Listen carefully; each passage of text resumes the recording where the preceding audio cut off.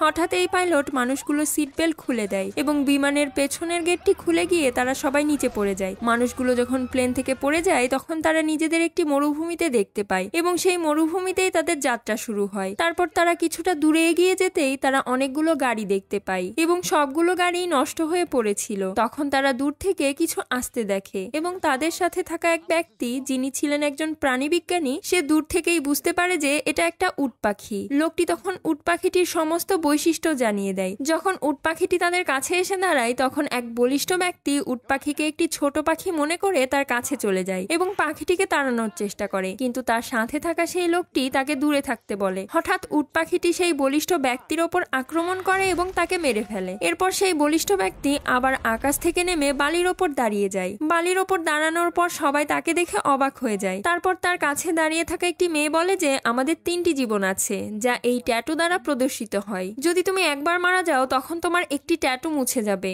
যখন তারা এমন আলোচনা করছিল তখন হঠাৎ একটি বালুকাময় ঝড় উঠে আসে। তখন প্রাণীবিজ্ঞানী জানায় যে উট পাখিরা তাদেরকে ঝাঁক ধরে শিকার করতে আসছে। ঠিক তখনই উট পাখির একটি বিশাল ঝাঁক বালুকাময় ঝড় থেকে বের হয়ে তাদের দিকে দ্রুত আসতে থাকে। তখন তারা দ্রুত দৌড়াতে থাকে এবং আলাদা 2টি গাড়িতে ভাগ হয়ে যায় এবং দ্রুত গাড়ি নিয়ে পালাতে থাকে, কিন্তু তাদের পেছনে উট পাখির একটি বিশাল ঝাঁক তাড়া করে আসে। তারা তখন আরো দ্রুত গাড়ি চালাতে থাকে, কিন্তু বলিষ্ঠ ব্যক্তি আঁকাবাঁকা ভাবে গাড়ি চালাচ্ছিল। তখন প্রাণীবিজ্ঞানী তাকে বলে তুমি এত আঁকাবাঁকা ভাবে গাড়ি চালানো কোথায় শিখলে? ঠিক তখনই পেছন থেকে একটি উট পাখি বিজ্ঞানীকে ধরে বাইরে নিয়ে আসার চেষ্টা করে। পরের পার্টটি দেখার জন্য প্লিজ সাবস্ক্রাইব।